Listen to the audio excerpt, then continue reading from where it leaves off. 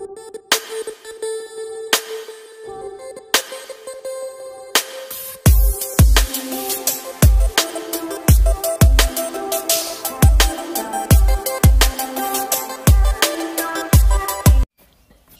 And welcome everyone. तो FM के अंदर हम मेन शुरुआत में बात की थी कि मेन 3 डिसीजन होते हैं। फाइनेंसिंग डिसीजन की सब पैसा लाए कहाँ से, इन्वेस्टिंग डिसीजन की पैसा लगाए कहाँ पे। अब थर्ड डिसीजन पे बात करेंगे, डिविडेंड डिसीजन।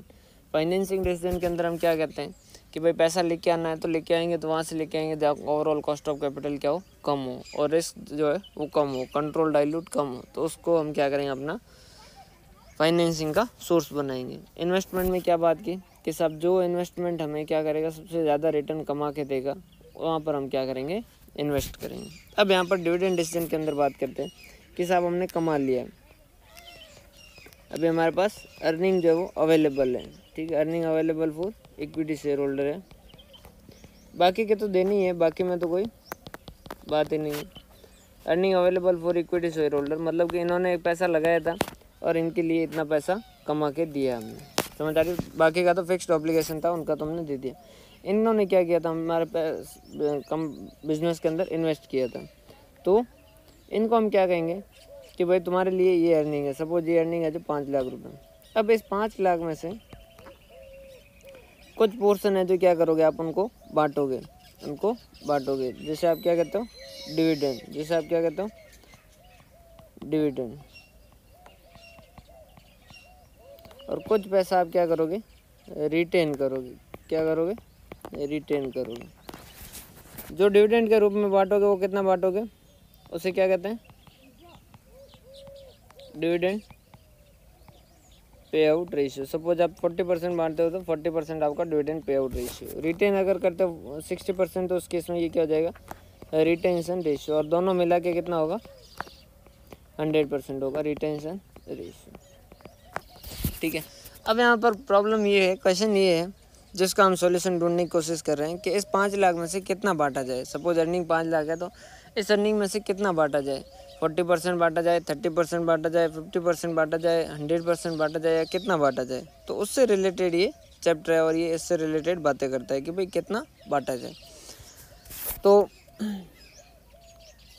कुछ लोगों ने कहा 5 लाख में से पूरा 5 लाख बांट दो, किसी ने कहा 5 लाख में से 4 लाख बांटो, किसी ने कहा 1 लाख बांटो, किसी ने कहा 0 बांटो, कुछ भी मत बांटो, ऐसा अलग अलग लोगों ने कहा। फिर अलग अलग लोगों ने अलग अलग थ्योरी दी। किसी ने कहा कि जो शेयर होल्डर वो जो है वो किससे कंसर्न है, अर्निंग से कंसर्न है, कि भाई पर शेयर वो कितना कमा रही है कंपनी, उससे कंसर्न है। तो शेयर की वैल्यू जो अर्निंग से डिसाइड होते है, इसलिए डिविडेंड कितना देते हैं उससे कोई फ़र्क नहीं पड़ता। फिर कुछ लोग आए, उन्होंने कहा कि नहीं, शेयर होल्डर जो है वो अर्निंग से डिविडेंड से ज़्यादा कंसर्न है। क्यों, क्योंकि उनको लगता है कि भाई जैसे एक आज आपको मैं 100 रुपये देता हूँ, एक आपको मैं 2 साल बाद 100 रुपये देता हूँ, एक मैं आपको 4 साल बाद 100 रुपये देता हूँ। तो उस केस के अंदर आपको अगर मैं आज 100 रुपये देता हूँ तो वहाँ रिस्क खत्म हो जाएगी, क्योंकि पैसा आपके हाथ में आ जाएगा। एक अगर मैं 2 साल बाद देता हूँ तो वहाँ रिस्क है, क्योंकि मैं प्रॉमिस कर रहा हूँ कि 2 साल बाद दूँगा। अब 2 साल बाद सिचुएशन क्या हो पता नहीं, थोड़ी बहुत रिस्क तो होगी, और 4 ईयर के अंदर रिस्क और ज़्यादा होगी। तो यहाँ पर कुछ लोगों ने कहा कि नहीं, जो शेयर होल्डर जो है वो अल्टीमेटली सिर्फ और सिर्फ डिविडेंड से कंसर्न रहते हैं, तो शेयर की वैल्यू जो वो डिविडेंड डिसाइड करता है।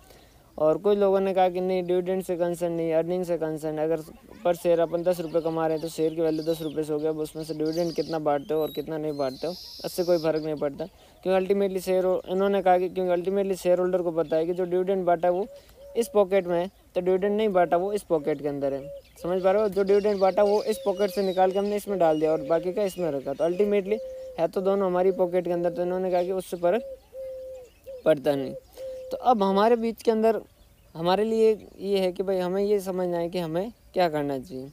तो यहाँ पर अलग अलग लोगों के अलग अलग थ्योरी है, जिसमें से सबसे पहले हम ये मेन 3 थ्योरी पढ़ेंगे, MM हाइपोथेसिस, वॉल्टर मॉडल और गॉर्डन मॉडल। अब MM जो है इसने क्या कहा, इररिलेवेंस। ये किस पे, इररिलेवेंस थ्योरी पे।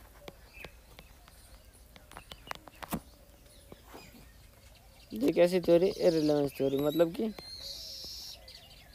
इसने कहा कि भाई साहब डिविडेंड कितना देते हो कितना नहीं देते हो इससे कोई फ़र्क पड़ेगा नहीं, कितना डिविडेंड देते हो कितना डिविडेंड नहीं देते हो इससे फ़र्क पड़ेगा नहीं। सर ये ऐसा कैसा ही कि MM और था, मोदी गिलानी एंड मिलर किसमें फाइनेंसिंग डिसीजन के अंदर था, कैपिटल स्ट्रक्चर के अंदर, और वहाँ भी उसने ऐसा ही कहा था कि डेब्ट कितना रखो, इक्विटी कितना रखो, कोई फ़र्क नहीं पड़ता। क्या ये वही है? हाँ ये वही है, ये वही है। और उसने जहाँ वहाँ जैसा कहा था वैसा वैसा इसने यहाँ भी कहा। इसने कहा कि साहब कोई फ़र्क नहीं पड़ेगा कि आप डिविडेंड कितना बांटते हो, कितना रोक के रखते हो पैसा। और इसने कहा कि मैं इसको प्रूव भी कर सकता हूँ। हमने कहा कि प्रूव तो तुमने वहाँ भी किया था। इसने कहा कि हाँ मैं यहाँ भी प्रूव कर सकता हूँ।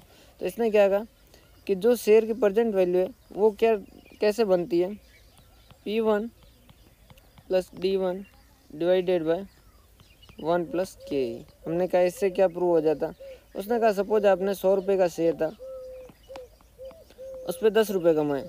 अब अगर इसमें से 5 रुपये आप डिविडेंड दे देते हो, ठीक है, तो जो 5 रुपये रोक के रखे हो उसकी वजह से क्या हो जाएगी, शेयर की वैल्यू बढ़ जाएगी। अगर आप डिविडेंड 0 देते हो और 10 रुपये रोक के रखे हो तो उसकी वजह से शेयर की वैल्यू जो बढ़ जाएगी और ज़्यादा। और अगर आप 10 का 10 बांट देते हो और डिविडेंड कुछ भी नहीं देते हो तो उस केस के अंदर शेयर की वैल्यू क्या हो जाएगी, ईयर एंड पे कम हो जाएगी। मतलब अल्टीमेटली जो है वो जो पैसा डिविडेंड के रूप में बांट दोगे और जो पैसा रोक के रखोगे, तो पैसा जितना रोक के रखोगे वो क्या करेगा, शेयर की वैल्यू को इन्फ्लेटेड या डिप्लेटेड करके अल्टीमेटली क्या कर लेगा, उसको कॉम्पनसेट कर देगा। तो अल्टीमेटली इसका कहने का मतलब ये है कि आप चाहे डिविडेंड दो चाहे डिविडेंड नहीं दो, शेयर की वैल्यू में कोई फ़र्क पड़ेगा नहीं। और इसने इसको क्या किया, प्रूव भी करके बताया। किस तरीके से प्रूव किया वो हम बाद में बात करेंगे इसके बारे में। अभी अपन तीनों के जो उनकी फीलिंग है वो फीलिंग समझ लेते हैं, फिर उसके बाद में इनको सिस्टमेटिकली पढ़ेंगे। फिर आता है वॉल्टर मॉडल। वॉल्टर मॉडल ने क्या कहा, वॉल्टर ने कहा कि भाई नहीं ये रिलेवेंस थ्योरी है, ठीक है। इसने कहा कि नहीं फ़र्क पड़ता है। इसने क्या कहा, फ़र्क तो पड़ता है। शेयर की अगर प्राइस जो है डिविडेंड ज़्यादा दोगे तो उस केस के अंदर कुछ अलग होगा, और कम दोगे तो उस केस के अंदर अलग होगा। तो हमने पूछा कि भाई पहले तो ये बता दो कि डिविडेंड कितना देना चाहिए। तो इसने कहा कि डिविडेंड कितना देना चाहिए इसके लिए आपको एक बात का आंसर देना पड़ेगा। हमने कहा पूछो।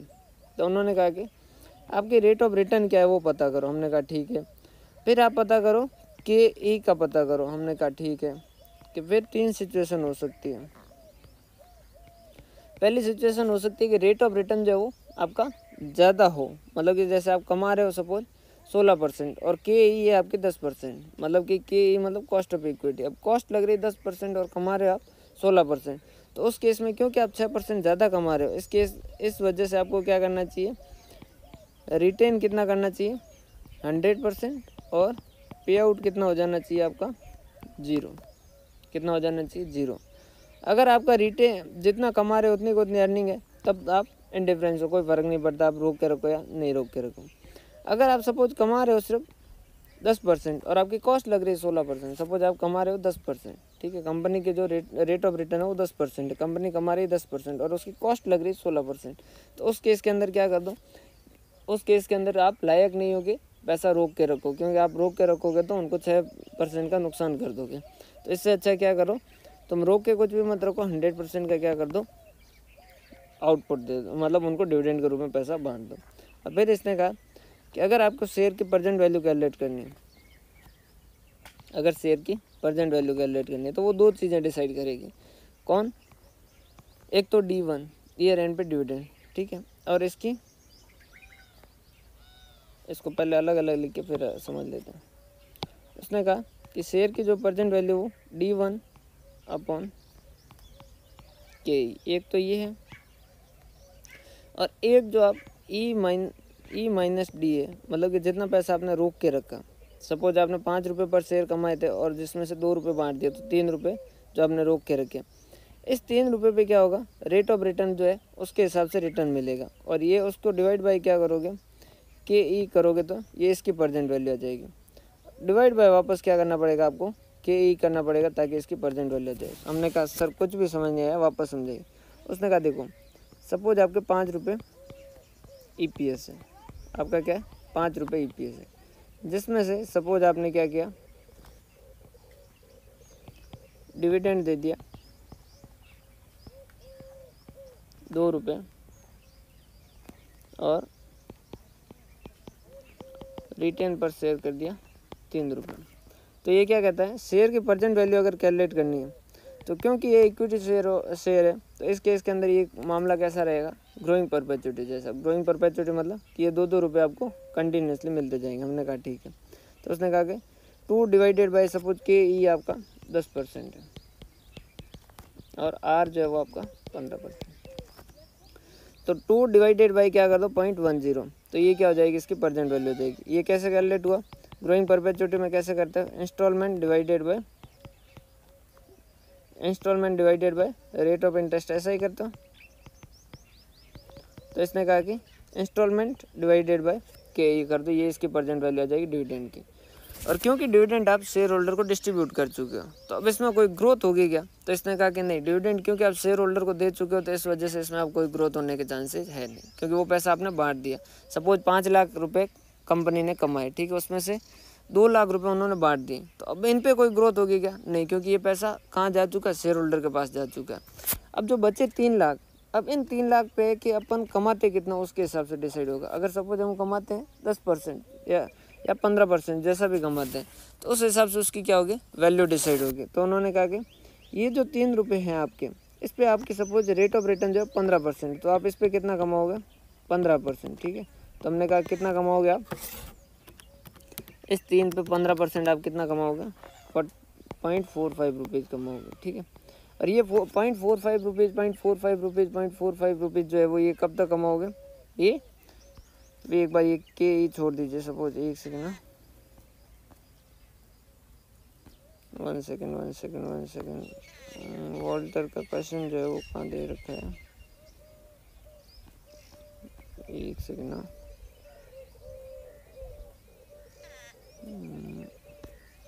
क्वेश्चन, हाँ चलो ठीक है।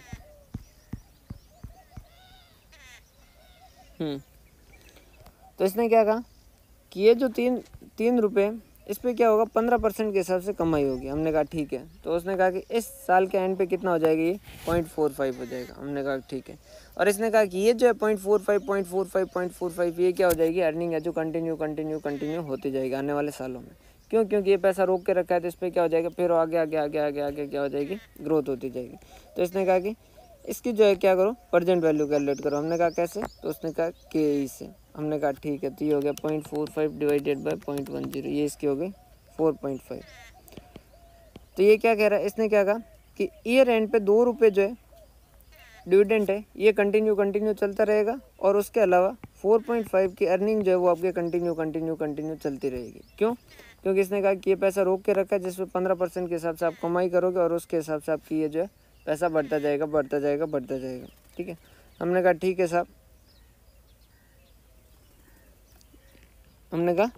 साहब, ये 4.5 रुपये ये हो गए। तो इसने कहा कि इसकी भी क्या करो, प्रेजेंट वैल्यू कैलकुलेट करो 0.10। तो हमने कहा कि अब इन शॉर्ट बताओ आप कहना क्या चाहते हो।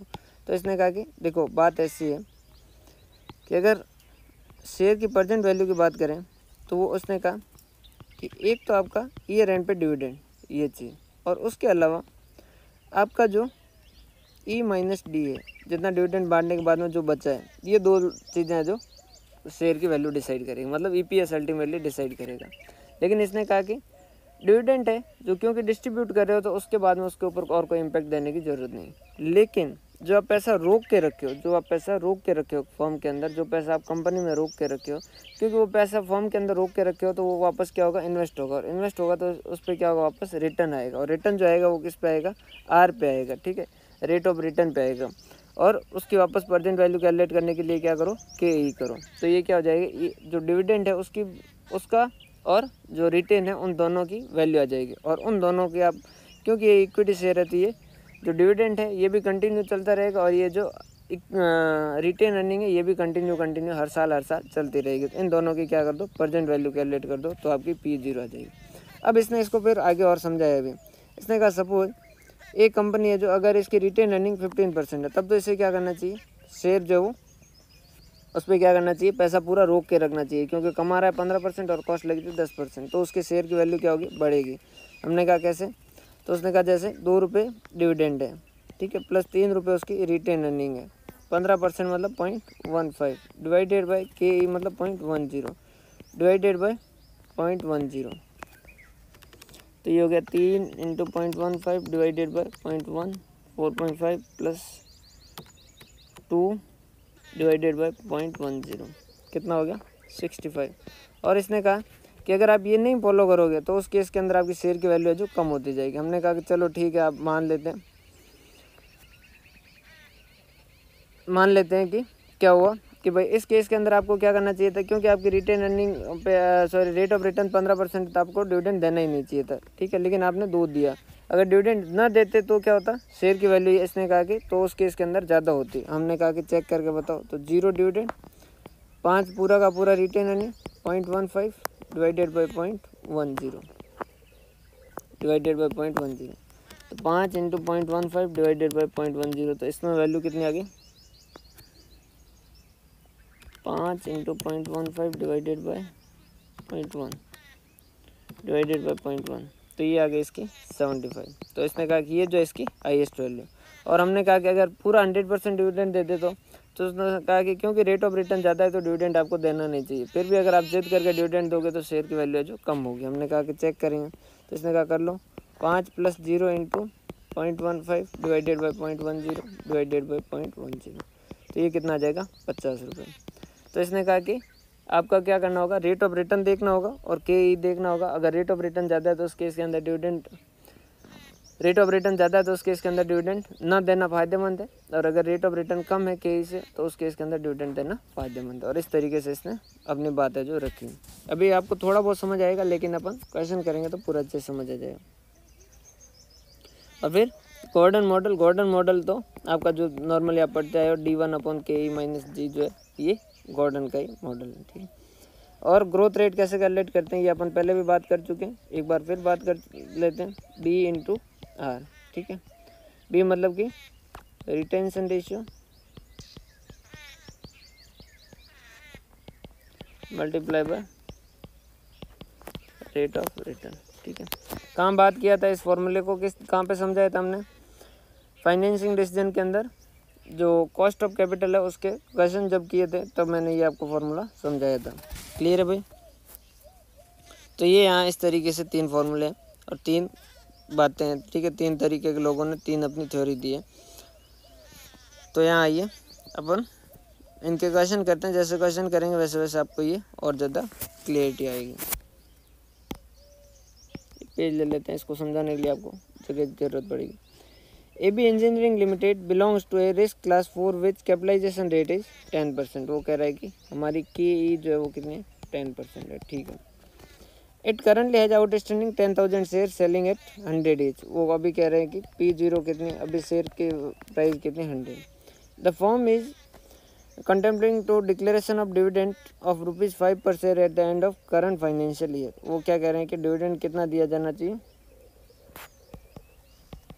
डिविडेंड जो है ₹5 पर शेयर दिया जाना चाहिए, ठीक है। It is expected to have net income of 1 lakh, और हम ये मान रहे हैं कि इनकम कितनी होगी 1 लाख होगी। इनकम कितनी होगी 1 लाख होगी। And as proposal for making new investment of ₹2 lakh, और ये इसके पास एक इन्वेस्टमेंट आ रखा है कितने का 2 लाख रुपए का, ठीक है। ये कौन से MM अप्रोच से, कौन से MM अप्रोच से उसने जिस तरीके से प्रूव किया उसको समझने की। Calculate the value of firm when dividend are not paid और आर पेड। वो कह रहा है डिविडेंड पे करें और डिविडेंड नहीं पे करें तो उससे फर्म की वैल्यू में क्या फ़र्क आएगा। तो MM अप्रोच ने तो क्या कहा था, कोई फ़र्क आएगा नहीं। तो P0 = क्या हो जाएगा D1/P1/1 + K। P0 = D1 + P1/1 + K। First case ले लेते हैं, डिविडेंड नॉट पेड, और सेकंड केस ले लेते हैं डिविडेंड पेड। ये हो गया अल्टरनेटिव 1 और ये हो गया अल्टरनेटिव 2। क्लियर है भाई, डिविडेंड पेड और डिविडेंड नॉट पेड। अब अगर डिविडेंड नॉट पेड है तो उस केस में क्या हो जाएगा, P0 = D1 कितना हो जाएगा 0 + P1 कितना पता नहीं कैलकुलेट करना है /1 + KE कितना है, KE 10% है मतलब 1.10। P0 कितना है 100 है = 0 + P1/1.1, तो P1 इज इक्वल टू क्या हो जाएगा, ये इससे मल्टीप्लाई हो जाएगा तो 110। उसने कहा कि अगर डिविडेंड नहीं पे करोगे तो शेयर की वैल्यू कितनी हो जाएगी, 110 रुपये। एक शेयर की वैल्यू कितनी हो जाएगी ईयर एंड पे, 110 रुपये। हमने कहा अगर डिविडेंड देंगे तो उसने कहा डिविडेंड दोगे तो देखो ऐसा हो जाएगा, P1 is equal to D1 कितना हो जाएगा 5, P1 कितना कैलकुलेट करना है 1.10 के की जगह, सॉरी P0, तो ये 100 है is equal to 5 plus P1 और ये इधर आते से मल्टीप्लाई हो जाएगा 1.1, तो ये क्या हो जाएगा P1 is equal to 110 minus 5, तो P1 इज इक्वल टू कितना हो जाएगा 105। उसने कहा अगर डिविडेंड पे करते हो तो शेयर की वैल्यू क्या हो जाएगी 105 हो जाएगी। हमने कहा तुम तो कह रहे थे कि प्रूव करके बता दूंगा, अब प्रूव करके बताओ कि दोनों केस के अंदर फर्म की वैल्यू जो सेम रहेगी। हमने कहा, इसने कहा कि ठीक है, इसने कहा ठीक है मैं बताता हूँ। हमने कहा चलो कैलकुलेट करके बताओ, तो इसने कहा कि दो अल्टरनेटिव आपके पास, अल्टरनेटिव 1 अल्टरनेटिव 2, ठीक है। आपके पास अर्निंग कितनी, हमने कहा 1 ले, ठीक है, दोनों अल्टरनेटिव। उसमें से लेस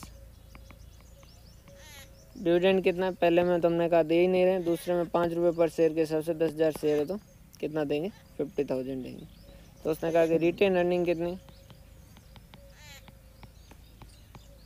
रिटेन अर्निंग कितनी, हमने कहा कि पहले केस के अंदर तो 1 लाख पूरी रिटेन हो जाएगी और दूसरे केस में 50,000 रिटेन हो जाएगी। इन्वेस्टमेंट रिक्वायर्ड, इन्वेस्टमेंट रिक्वायर्ड, तो उसने कहा कि इन्वेस्टमेंट कितने का चाहिए 2 लाख रुपीज़ का चाहिए दोनों केस के अंदर। ये सेम लेना पड़ेगा तभी आपको पता चलेगा, ठीक है। तो बाकी का पैसा जो है वो कहाँ से करेंगे, अमाउंट बाय न्यू इश्यू। देखो 2 लाख चाहिए जिसमें से 1 लाख तो अपने पास पड़ा है, मतलब कि अमाउंट कितना लाना पड़ेगा बाहर से, हमें 1 लाख रुपये जो शेयर इशू करके लाने पड़ेंगे। और यहाँ पर 2 लाख चाहिए, उसमें से 50,000 पड़ा है, मतलब 1,50,000 का पैसा और लाना पड़ेगा। किससे लाना पड़ेगा, शेयर से लाना पड़ेगा, क्योंकि दूसरा मान लेंगे तो फिर इसको अपन इसके इम्पैक्ट को समझ नहीं पाएंगे। Divided by value of share, तो इसने कहा कि अगर डिविडेंड नहीं देते हो तो उस केस के अंदर आपकी शेयर की वैल्यू 110 है, और अगर डिविडेंड दे दोगे तो आपकी शेयर की वैल्यू 105 हो जाएगी। तो हमने कहा 1 लाख डिवाइडेड बाय 110 कितने शेयर इशू करने पड़ेंगे, तो उसने कहा शेयर्स टू बी इश्यूड कितना 910, ठीक है। और यहाँ कितना शेयर इशू करना पड़ेगा 1,50,000 पैसा करना है, डिवाइडेड बाय 105 कितना 1,428.57 मतलब 29 कर दो, ठीक है। ये इतने से है। हमने कहा कि आप तो कह रहे थे कि वैल्यू है जो दोनों जगह सेम आएगी, वो बताओ। इसने कहा अब बस चेक कर लो, अब जो वो वैल्यू चेक कर लो। हमने कहा कि चेक कर लेते हैं। टोटल नंबर ऑफ शेयर कितने हो जाएंगे, शेयर्स एट एंड कितना हो जाएगा 10,000 पहले से थे, और इस केस में 910 शेयर और इश्यू हो रहे हैं। यहाँ 10,000 पहले से थे, 10,000 पहले से थे और 1,429 और हो गया, तो ये कितना हो गया 10 910, और ये कितना हो गया 11,429, ठीक है। वैल्यू पर share 110 105, total value of form 10 910 share है, एक शेयर की वैल्यू 110, तो उस केस के अंदर कितना हो जाएगी इसकी वैल्यू 12 लाख। वैसे 12 लाख 100 आ रहा है, पर लेकिन वो 100 जो फ्रैक्शन की वजह से आ रहा है, ठीक है। 11429 मल्टीप्लाई बाय 105, तो यहाँ पर भी कितना आ रहा है 12 लाख आ रहा है। तो चेंज आ रहा है वो फ्रैक्शन की वजह से 10-20 रुपये का आएगा, ठीक है। तो यहाँ पर जो है फर्म की वैल्यू कितनी 12 लाख है, ठीक है।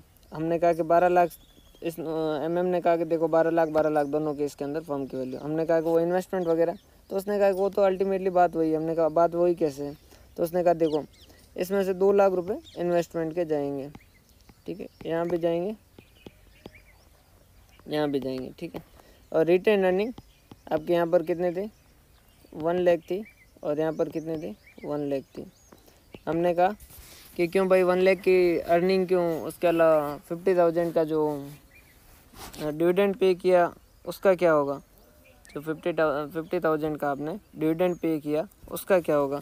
तो उसने कहा कि चलो आप चाहो तो उसको अलग अलग लिख दो, आप चाहो तो इसको एक सेकंड यहाँ पर क्या लिख दो, अलग अलग लिख दो कि जो देखो समझिएगा, हमने कहा कि भाई आप इसको ही क्यों कंसिडर कर रहे हो सिर्फ शेयर की वैल्यू को, उसके अलावा इन्वेस्टमेंट पे पैसा गया वो बात करो, ठीक है, डिविडेंड पे बात गया, डिविडेंड पे पैसा गया वो बात करो, ठीक है, और अर्निंग हुई तो वो इनफ्लो हुआ तो वो बात करो, ठीक है। तो उसने कहा देखो इन्वेस्टमेंट पे कितना गया 2 लाख, अगर आपने डिविडेंड नहीं पे किया, फर्स्ट अल्टरनेटिव जो है वो क्या है कि डिविडेंड पे नहीं किया, तो इन्वेस्टमेंट कितने का गया 2 लाख का, और यहाँ पर भी इन्वेस्टमेंट कितना गया 2 लाख रुपीज़ का, ये तो इन्वेस्टमेंट गया, ठीक है। और अर्निंग कितनी थी आपकी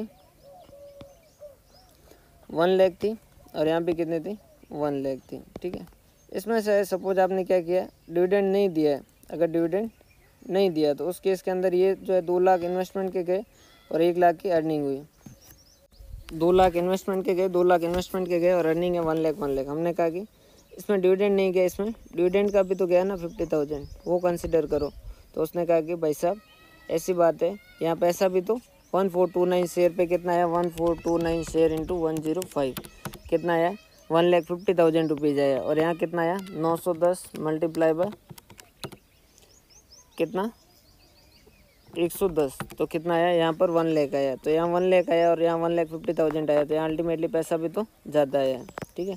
तो इसने कहा कि इस वजह से डिविडेंड को तो कंसिडर करने की ज़रूरत ही नहीं है। तो ultimately share at the end of the year firm की वैल्यू कितनी होगी,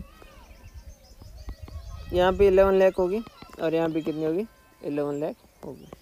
क्लियर, इस तरीके से इसने क्या किया करके बताया, ठीक है। अब इसका समझिएगा, ये देखो P0 आ गया 110, ठीक है, 1 लाख अर्निंग है, डिविडेंड पहले केस में दे नहीं रहा है, फंड अवेलेबल फॉर इन्वेस्टमेंट हो गया 1 लाख, टोटल इन्वेस्टमेंट 2 लाख, तो टोटल नंबर नया पैसा चाहिएगा 1 लाख, उसके लिए नंबर ऑफ शेयर चाहिए 1 लाख डिवाइडेड बाय ये 910 हो गए, ठीक है।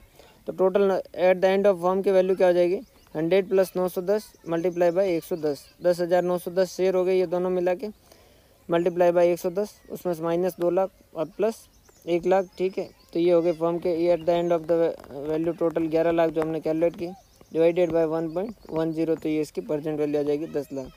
अगर फर्म दे देती है डिविडेंड तो उसमें वैल्यू हो जाएगी 105, ठीक है, अर्निंग 1 लाख, डिविडेंड चला जाएगा 50,000, फंड अवेलेबल फॉर इन्वेस्टमेंट हो जाएगा 50,000, तो नया पैसा लाना 150, तो 105 1,50,000 डिवाइडेड बाय 105, तो टोटल आ जाएगा ये 1429 शेयर, तो 10,000 और 1429 ये शेयर हो जाएंगे 1129 मल्टीप्लाई बाय 105, तो ये हो जाएगी फर्म की टोटल वैल्यू 12 लाख, उसमें से ये वापस 1 लाख गए तो 11 लाख और 11 लाख डिवाइडेड बाय 0.1 तो 10 लाख।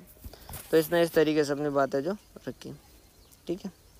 वॉल्टर उसके बाद में वॉल्टर ने क्या कहा कि डिविडेंड का तो कुछ भी नहीं है, डिविडेंड तो सीधा D डिवाइडेड बाई KE होगा, और बाकी जो रिटेन करोगे उस पर आपकी रेट ऑफ रिटर्न का इम्पैक्ट आएगा, तो मल्टीप्लाई करो रेट ऑफ रिटर्न से डिवाइडेड बाई KE से करो, और ये जो है ये और D1 दोनों ईयर एंड पे है, इनकी परसेंट वैल्यू कैलकुलेट कर दो तो शेयर की वैल्यू आ जाएगी। फिर उसने बताया कि कब उसको करना है और कब इसको डिविडेंड नहीं देना है, ठीक है, समझिएगा। वैसे क्वेश्चन इसके बहुत बहुत बहुत आसान होते हैं। XYZ limited earn 10 rupees per share, capitalisation rate and rate of return on investment जो 12% है, determine the optimum pay out ratio and price of the shares at the pay out. तो देखो आर कितना है 12% और KE कितना है 10% है, तो उस केस के अंदर उसको कितना देना चाहिए, आउटपुट कितना पे आउट रेशियो कितना होना चाहिए, क्योंकि वो कमा रहा है 12% और कॉस्ट लग रही है 10%, तो उसे क्या करना चाहिए पैसा रोक के रखना चाहिए, तो पे आउट कितना कर दो 0 कर दो, तो 0 पे सबसे ज़्यादा वैल्यू होगी। तो इसने अलग अलग करके दिया है कि 0 पे वैल्यू 120 होगी, 0 पे क्या हो जाएगा डिविडेंड कितना 0, रिटेन कितना करेगा 10, उस पर 0.12 डिवाइडेड बाई 0.10 डिवाइडेड बाई 0.10, अब वो कह रहा है कि अगर 25% होगा तो उस केस में शेयर की वैल्यू कम होनी चाहिए, कम होगी, देख लीजिए 25% मतलब ये हो गया 2.5, ये हो गया 7.5, वैल्यू रखी थी 115, ये 110 और 105। जैसे जैसे पे आउट ज़्यादा होगा वैसे वैसे फर्म की वैल्यू जो है वो क्या होती जाएगी, कम होती जाएगी।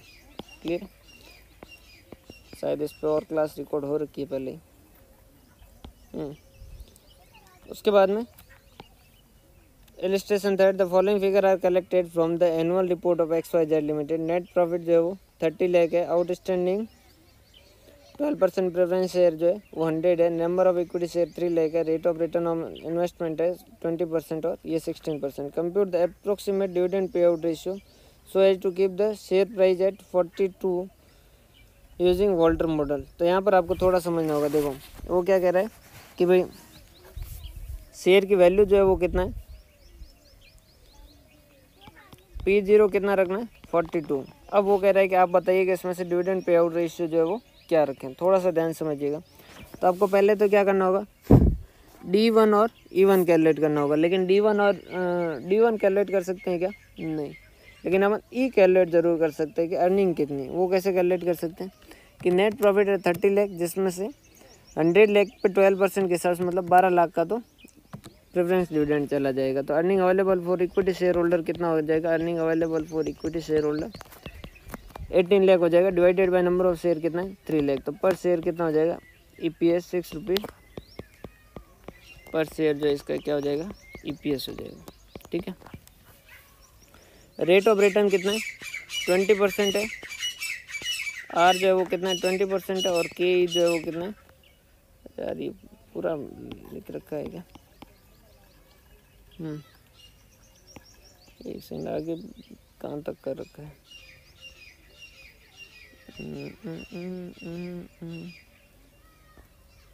नहीं आगे कहीं पे भी नहीं लिख रखा, यहीं पे लिख रखा है।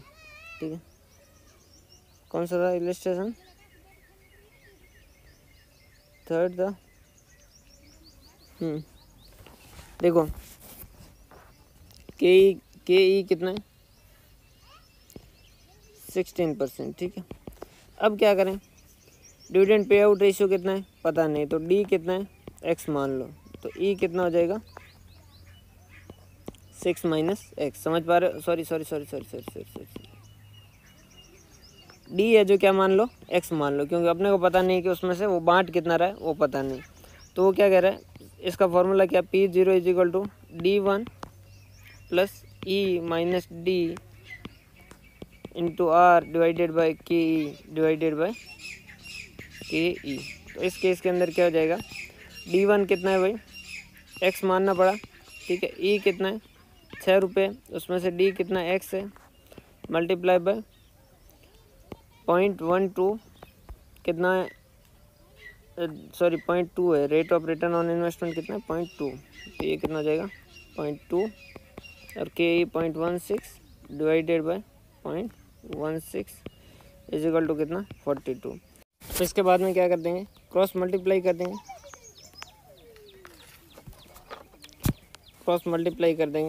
क्रॉस मल्टीप्लाई करेंगे तो कितना हो जाएगा 42 × 0.16 कितना हो गया, ये 6.72 = X प्लस ये बार है, कितना हो जाएगा 0.2 डिवाइडेड बाय 0.16 कितना हो गया, ये 1.25।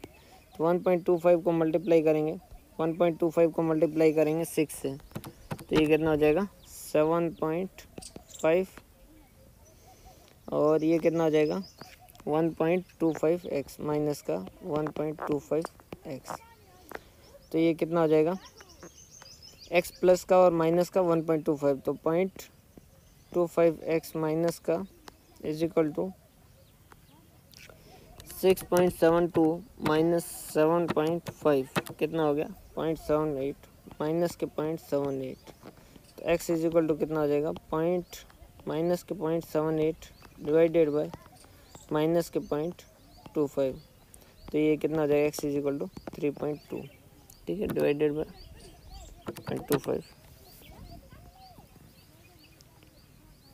एक से ना 0.78 डिवाइडेड बाय 0.25 3.12 सॉरी 3.2 नहीं, जैसा कुछ याद आ रहा था 3.12 ठीक है। 6 में से 3.12 देते हैं तो 1.2 डिवाइडेड बाई 6 मतलब कि पे आउट कितना हो गया 3.12 3.12 डिवाइडेड बाई 6 कितना 52% आपका डिविडेंड पे आउट रेशियो। ठीक है, कर लोगे ये क्वेश्चन हो जाएगा। गॉर्डन ने भी यही कहा था कि भाई अगर आपकी रेट ऑफ रिटर्न ज़्यादा है के से तो आप कुछ भी मत दो, अगर बराबर है तो कोई फ़र्क नहीं पड़ता, और अगर आपका रेट ऑफ रिटर्न कम है तो 100% क्या कर दो पे आउट कर दो, क्योंकि नहीं तो फॉर्म की वैल्यू कम करोगे।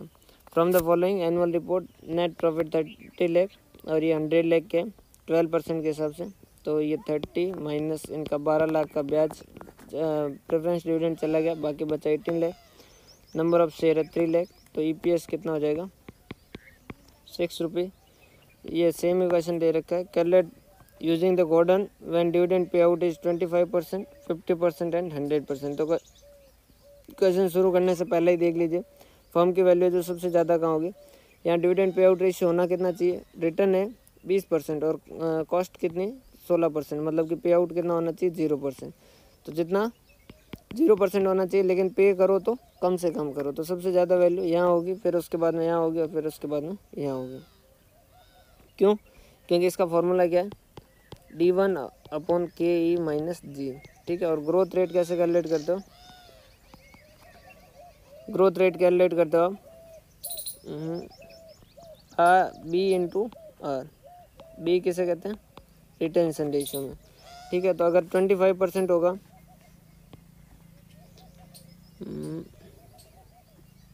ग्रोथ रेट 8 था, लेकिन ग्रोथ रेट एट 25% पे आउट,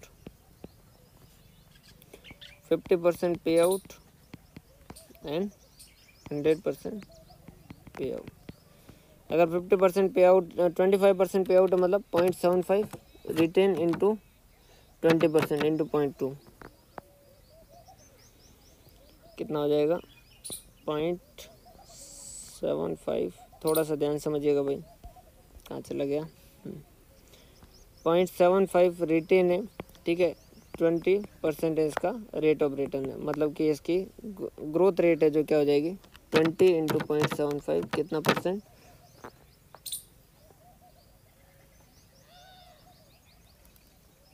15% जो है वो इसकी क्या हो जाएगी ग्रोथ रेट हो जाएगी।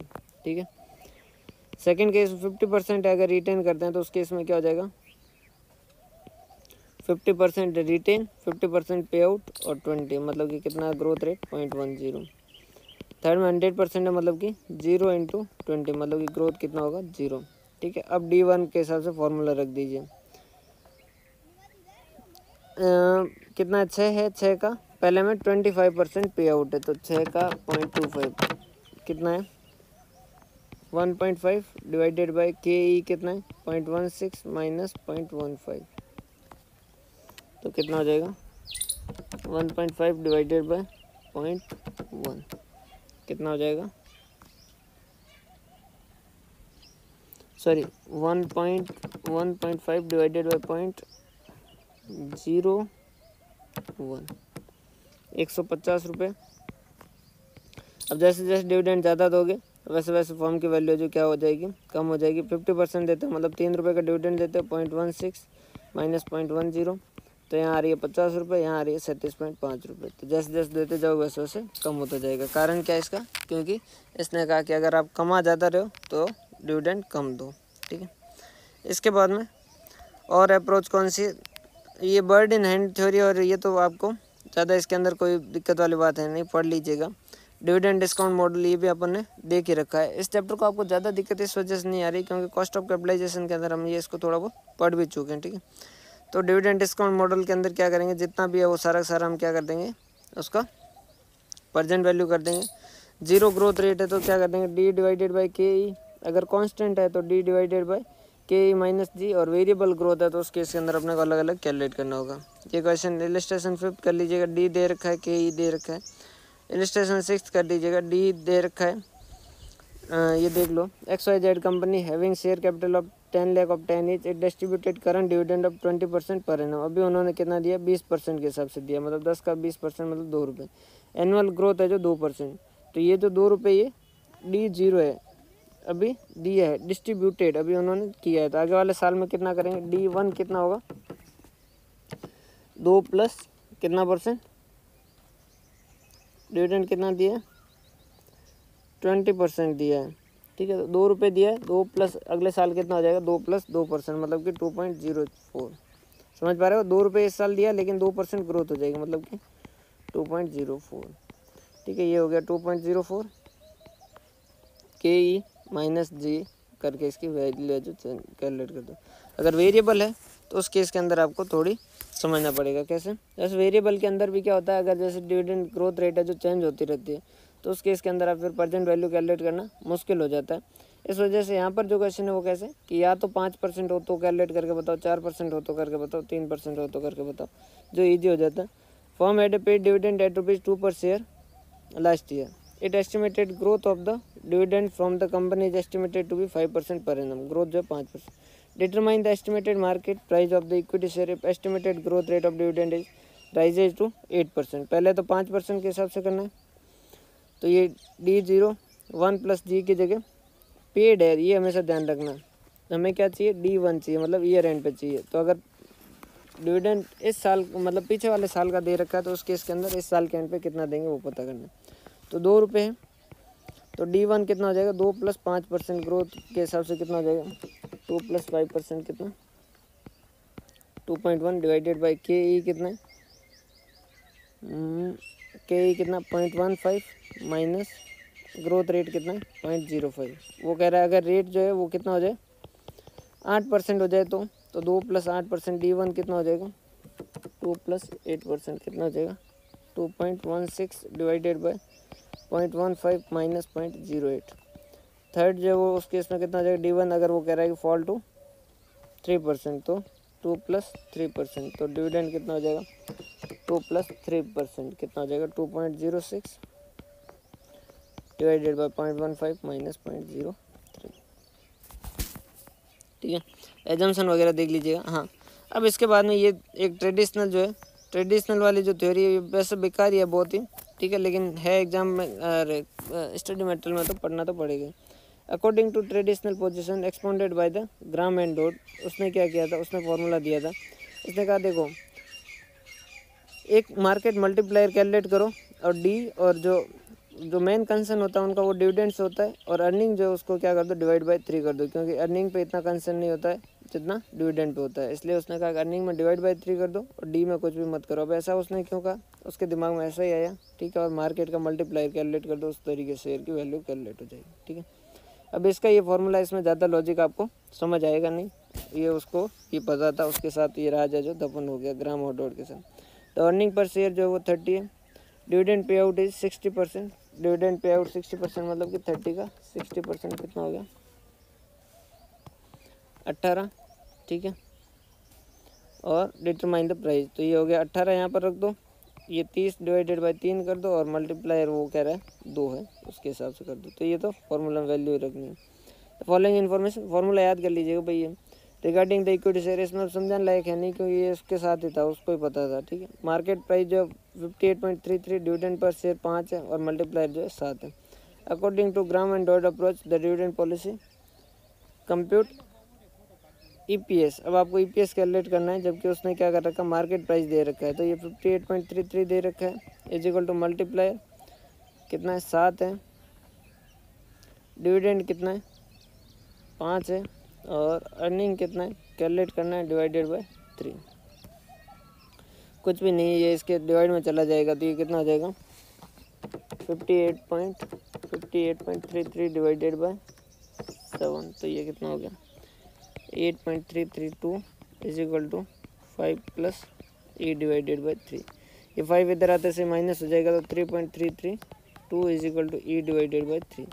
तो E इज इक्वल टू क्या हो जाएगा, ये डिवाइड में इधर आते से ही क्या हो जाएगा मल्टीप्लाई हो जाएगा, -5 मल्टीप्लाई बाई 3, तो ये 9.99 10 रुपये इसकी अर्निंग आ जाएगी। उसके अलावा एक ये लिंटर मॉडल जो और है उसने क्या किया, उसने भी अपना फॉर्मूला दिया D1 इज इक्वल टू क्या D0 plus EPS into target pay out minus D0 into adjustment factor. अब ये इसने फॉर्मूला दिया कि एडजस्टमेंट फैक्टर जो है वो एक कैलकुलेट करो, स्पीड ऑफ एडजस्टमेंट कि अलग अलग टाइम में अलग अलग एडजस्टमेंट फैक्टर होते हैं, उसके हिसाब से एडजस्टमेंट फैक्टर कैलकुलेट करो और फिर ये फार्मूला जो रखो। अब ये भी फार्मूला आपको याद करना पड़ेगा, क्योंकि ये दोनों इनके ज़्यादा एक्सप्लेनेशन है नहीं, ठीक है, और ज़्यादा आपके आने के चांसेस भी है नहीं, लेकिन फार्मूला आपको याद होना चाहिए, क्योंकि अगर आ गया क्वेश्चन तो एज इट इज़ आप आराम से मार्क्स से जो ला सकते हो। लास्ट ईयर का डिविडेंड दे रखा है 9.8, मतलब ये क्या हो जाएगा D0 9.8। स्पीड एडजस्टमेंट इज 45%, तो स्पीड एडजस्टमेंट कितना 0.45 45%। टारगेट पे आउट रेशियो 60%, तो ये 60%। EPS 20, तो EPS 20, ठीक है। Compute current dividend using the lintel model, वो कह रहा है कि इस हिसाब से पता कर लो कि कितना डिविडेंड देना चाहिए, जितना D1 आए उतना डिविडेंड देना चाहिए। स्टॉक स्प्लिट पढ़ रखा है आपने कि शेयर जो है उसके क्या करने, टुकड़े करने, अलग अलग टुकड़ों में तोड़ना, ठीक है, उसे स्टॉक स्प्लिट कहते हैं। फ़ायदा ये होगा कि अगर किसी के पास कम पैसा है तो वो भी इन्वेस्ट कर पाएगा। अब आपके क्वेश्चन बच्चे हैं 11 12 13, 3 क्वेश्चन है, छोड़ते क्यों है, कर ही लेते हैं फटाफट ही। RST Limited has capital of 10 lakh, equity share of 100 each. The share are currently quoted at par. Company proposes to declare a dividend of 10 per share at the end of current financial year. Capitalization rate for the risk class जो belong 15% है। Compute the market price of share at the end of year if dividend is not declared.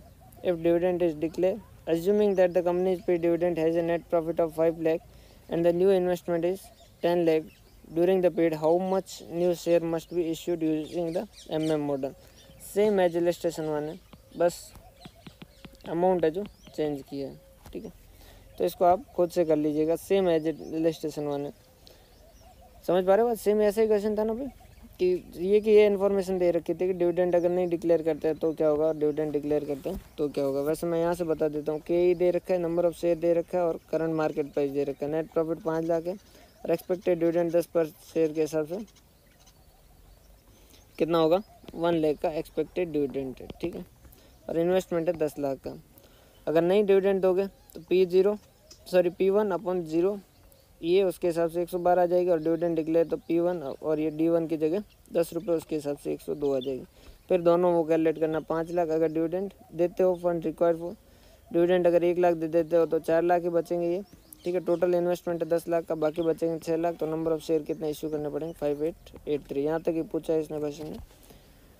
The following information pertain to messrs XY Limited, earning for company, dividend payout, number of share outstanding, equity capitalization, rate of return on investment. What would be the market value share as per Walter model?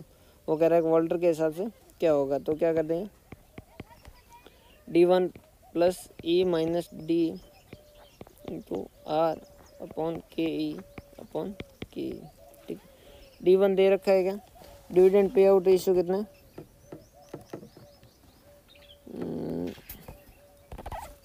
60% है। Number of share outstanding, earning दे रखा है 5 लाख है उसका, divided by 1 lakh. EPS कितना है,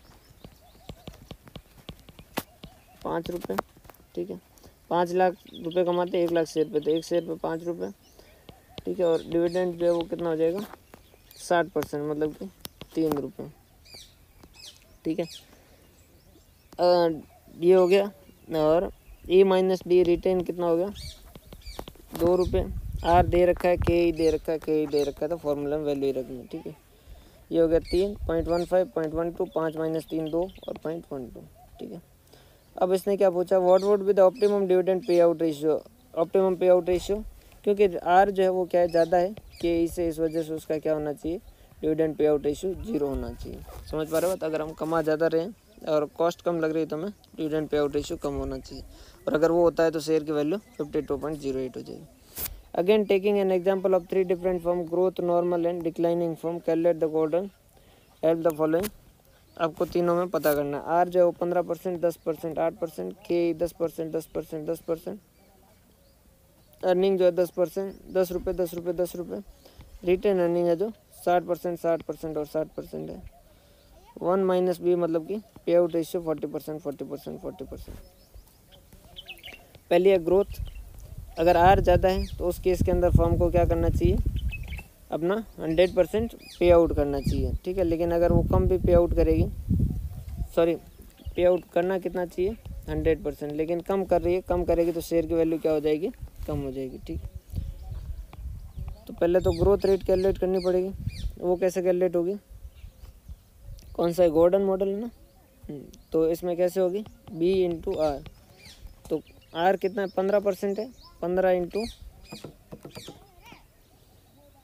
B into R, 15 into 0.6 कितना 9%, 10 into 0.6 कितना हो गया ये 6%, और यहाँ कितना हो गया 8 इंटू 0.6 कितना हो गया 4.8%। समझ पा रहे बात, B multiply by R, B और आर का मल्टीप्लाई जो है ये हो गया।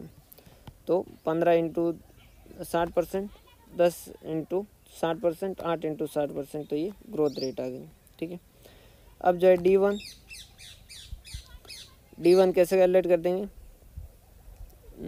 कितना है 10 रुपये कमाया, 6% दे दिया, मतलब कि सॉरी